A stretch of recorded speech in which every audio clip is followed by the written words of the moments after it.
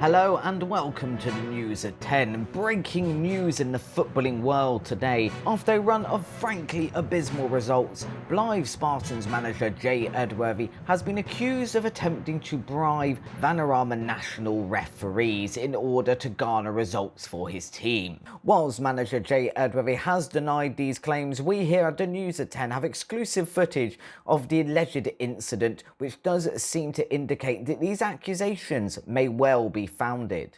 Yeah, cheers. So thanks for meeting with me today. Look, I know what you're thinking, but let's not call it a bribe. Bribe makes it sound dirty. Let's just call it an incentive. So what I'm gonna do for you is I'm gonna, bear with me a second, I'm just gonna leave this briefcase on your desk, and then as you can see, it's full of cash, and then if every opposition goal for the rest of the season just happens to be offside, well then we'll call it a coincidence. What? What do you mean that's not enough money? Blyth Spartans manager Jay Edworthy had the following statement to make in response to these allegations. I have never attempted to bribe a referee in my football career. And honestly, guys, if I had, do you think we'd be in this mess still? Like, seriously, look at our form. This is shocking footage. I think we can all agree that. And it will be interesting to see how Blyth Spartans do deal with the fallout of these accusations in the upcoming games. And with that, let's get over and have a look at their 2 league games in this YouTube video. Hello and welcome back to Club 1 Part 14 of our Let's Play series with FM22. We're here with Blyth Spartans once again, and our form is pretty poor. So first of all, we will have a quick look at the form. We are all the way in February currently, and as you can see, I mean, if we go all the way back to pre-season, it's been pretty abysmal. We haven't had much in the way of results at all if we're just focusing on this page. We had a couple of wins here in a row, which were quite nice, one against Brownwood and once against Bromley, but either side of that, massive long runs of just loss after loss. We had another one there. That's 5 games in a row, followed by 2 wins, which was quite nice, but then equally another 6 losses, a draw, and then another loss after that as well. And that basically leaves us way down in the relegation zone. So we are currently in 20th place. We're 10 points from safety, and we have about 12 games left to play in this season. So it is looking really unlikely that we're actually going to be avoiding relegation. Obviously, the board, not too worried about that. We would have liked to avoid relegation completely, but the board did just set us the target of obviously attempting to avoid it, doing our best to not get drawn into a relegation battle, but we have unfortunately definitely been drawn into one. Hasn't helped as well. That's made a lot of the team unhappy, which has resulted in some transfers in and out of the club. Since you were last with us, we've had a couple of I guess big ones. We've had Max Johnstone go. He's gone over to Gillingham, as we can see, for 2.5k. He wanted to leave, and we had enough goalkeepers in the squad, and he was just bringing the morale down even more by whining constantly about wanting to leave, so he's gone. We also have had Bobby Beaumont, who joined us at the start of the season. Also, he wasn't getting enough game time, but every time we put him in the squad, we were poor anyway, but we were even worse with him in it. So he's left for Woking for £2,000, which we did get him on a free, so we have made a bit of money on him. Ben Clark, he's gone over to Spennymoor for £1,000 as well. He didn't look like he would be getting into the squad anytime soon. Sean Reed is another one, also gone to Woking, who are in our league, I believe, for 2.6k there. Again, another one who did want to leave, and we didn't really want to stand in his way. I mean, he was very good for us, but equally, as a team leader, him wanting to leave constantly badgering about it kind of led to us just letting him go, because that was better for the club. And Toby Lees, I think that's happened since last episode, is on loan as well. On the inside, I think these are all new since last episode. We've got Bradley James, who's coming as a goalkeeper. On terms of star rating, he looks quite decent, but then we look at this and he's had 13 appearances and conceded 26 goals, so he's not turned out to be a fantastic signing. We've also got Jordan Slew, who again on star rating looks like he'd be very, very good. He is 30 years old, so he's on the older side of our squad, but equally on a free, he was definitely worth it. But I'd say he's not been fantastic. He hasn't actually been bad. 10 appearances, 2 goals, 2 assists, a player of the match and a 7 rating is not too bad. He's probably one of the better performers in the squad. And then we've got Rob Harker, who we've brought in, who's best played as a target forward, but can play a variety of roles up front. And again, looks pretty decent. Was definitely an improvement on our options up front, but has only scored 2 goals in 15 appearances. He has got 4 assists, but it's not been anything too fantastic.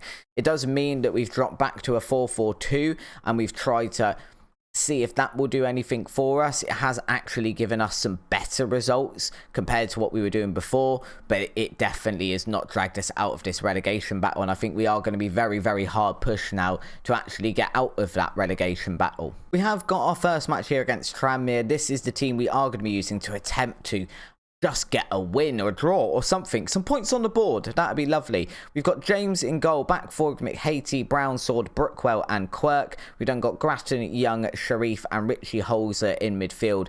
And then Harker and Slew up front. Slew has not been playing up front yet, so it is very much a trial and error system. And we've also got a bunch of trials that are coming in. It's a bit of a weird time of the season to be doing them. But equally, we're just sort of already looking at, we're probably going to be dropping back down to the Vanarama North. I'm assuming we drop back into the North. And at this point, I think we need to start sort of building for the future. So we're just trying to do that. We're looking at some players that are still young now and hopefully have got some decent potential. So when we hopefully inevitably drop back down, we can then come straight back up and next time have a much better side ready for us, ready to try and remain in the National League next time. And Tranmere here, that's a goal clearance off the line. I believe that was from Brownsword, and it's kind of been pumped all the way up front, and apparently Tranmere were offside, so I think it's going to come back to our goalkeeper. And you'll very, very quickly see in this episode why we've gone so far in the season, and it's basically because we just get battered every single game. We are like already, Tranmere have had 9-10 shots in the first 25 minutes with no reply from us. Our possession is awful, and it's kind of been like this at every match. We've tried a few varieties of formations, not so much that we're changing every game, because I don't think that particularly helps either. I think you kind of need to be waiting long enough to see if those tactics are going to yield any sort of results. But equally, once you've gone 5-6 games on the trot without winning and you're kind of getting battered like this, you sort of know that you do need to change formation, and nothing seems to be working. We have had a shot in this match so far though, so that's always nice. And this is very much pretty much just to give an example of what's sort of happening at the club at the moment. And what's sort of happening at the moment is we're just getting battered. I mean, we haven't conceded here yet, so that is a plus compared to most matches. But equally, as you can see, we don't get really any highlights. When we do, they're normally for the opposition, and quite often they result in a goal. We did have a couple of wins a few games ago, but they're very, very few and far between. And every time you sort of look and think you've got a bit of a ray of light, you then tend to go on another run of 6 or 7 matches where you're losing every single game, and that's less than ideal, to be honest.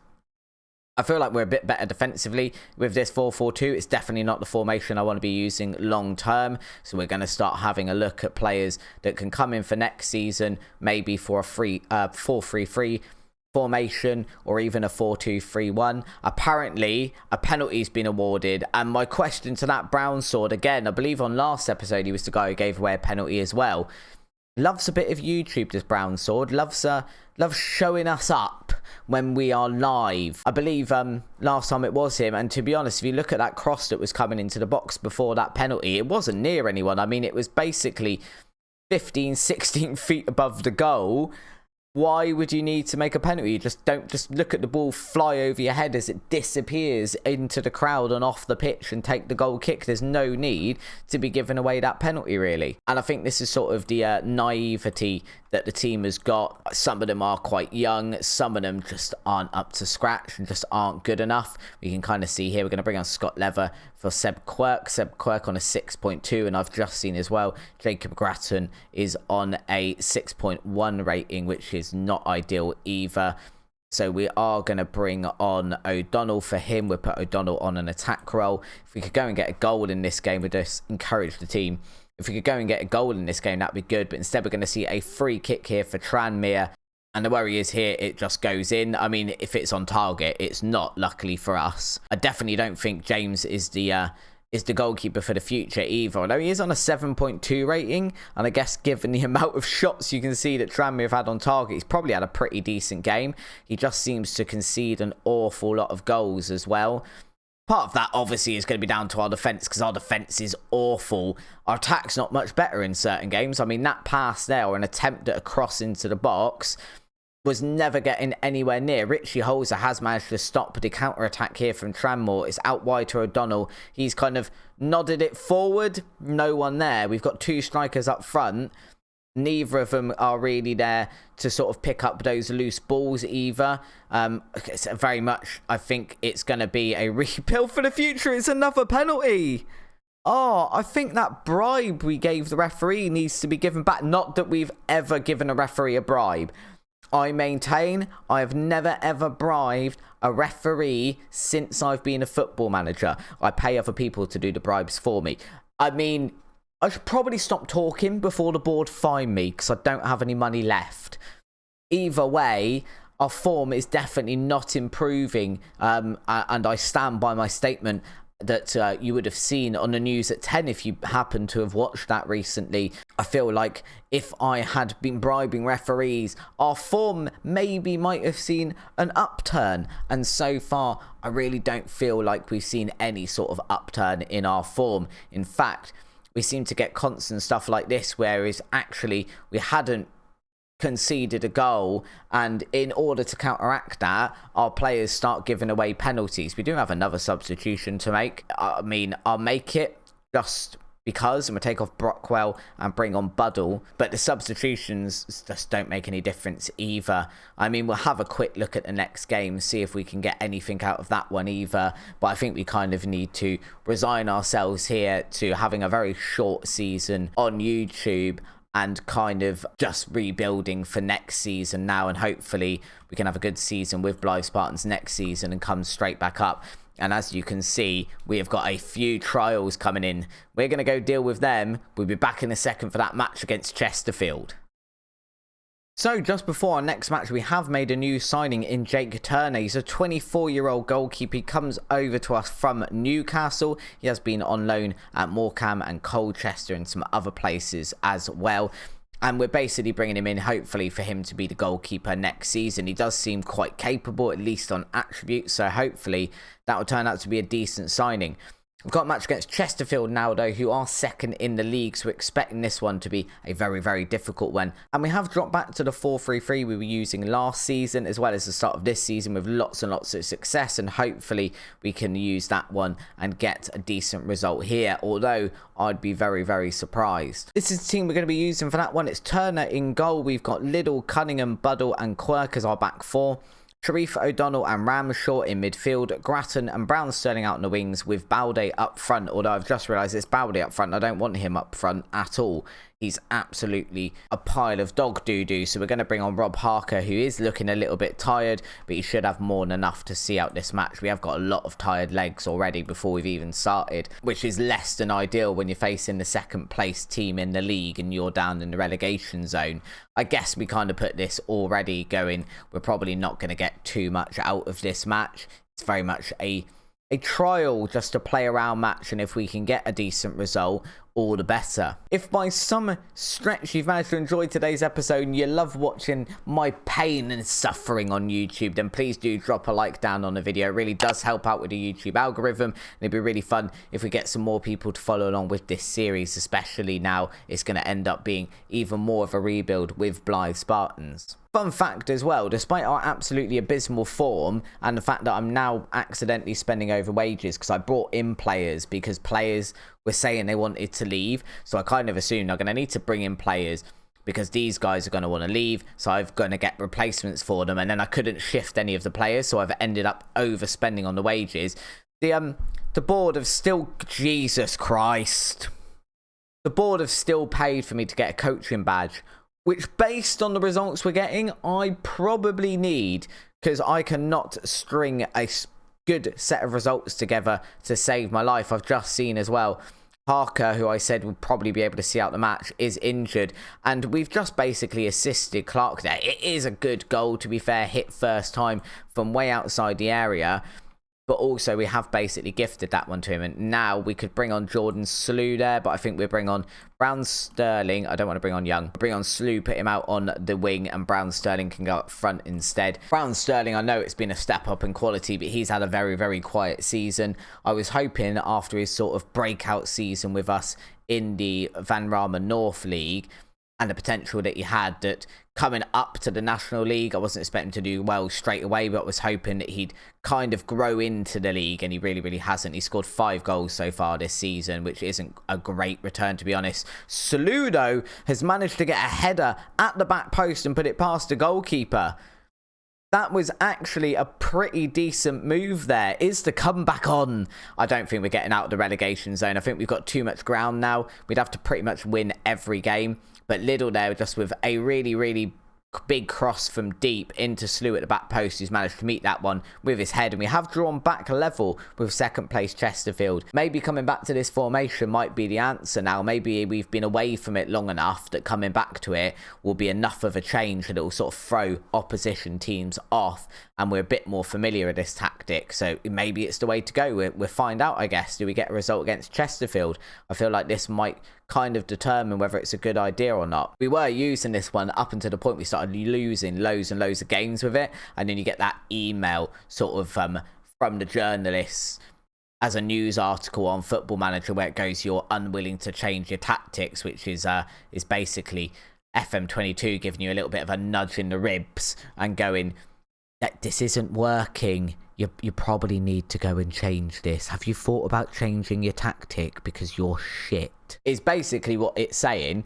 We did go and change our tactic and it hasn't really helped at all. Maybe we should have persevered with the 4-3-3. Normally, if you kind of do that, FM22 definitely, and previous installments of FM, to be fair, kind of punish you by going, look, if you're not going to change your tactic, then you're not playing properly, because a manager getting these sorts of results would try and change something. And we're trying to teach you to be a good football manager. So we're going to keep letting teams batter you repeatedly until it hurts so much that you change your tactic. So we've gone ahead and changed it, and it hasn't really made much difference apart from make it maybe fractionally worse. I'm having a look down at the league. We're still 10 points behind Torquay, who are in 20th place and just outside that relegation zone. And we are actually, if anything, even though we're drawing, dropping down in the league now. We probably can think about making a substitution here. We'll wait for this highlight to happen first. Liddell into the box. It has been cleared by the Chesterfield defender. Brown Sterling is picking that one up from very, very deep. Over to Cunningham. O'Donnell now. It's the most highlights I've seen for us in ages. Liddell. Can Liddell get another assist? He's into the box. Brown Sterling meets it with his head. Couldn't keep that one down. Oh, it's a shame, because it would be nice to go and get a win here, to be fair. I mean, it'd be nice to get a win anywhere, but here in particular, because this is a hard game. Sharif just come up as needing to come off, so we'll bring on Jack Young in that position. And then we can make another substitution. Seb Quirk again. I think Seb Quirk needs to be dropped next match, because 6.1, he had a 6.2 rating last time. We're obviously getting a bit overloaded on that right side. I haven't really got anyone to bring on for him at the moment, though. So maybe we just bring on McHatey instead of Liddell on the other side and hopefully improve the other side of the defence. We'll just encourage the team as well for the last sort of 15 minutes of this match. We could go and grab a really late goal.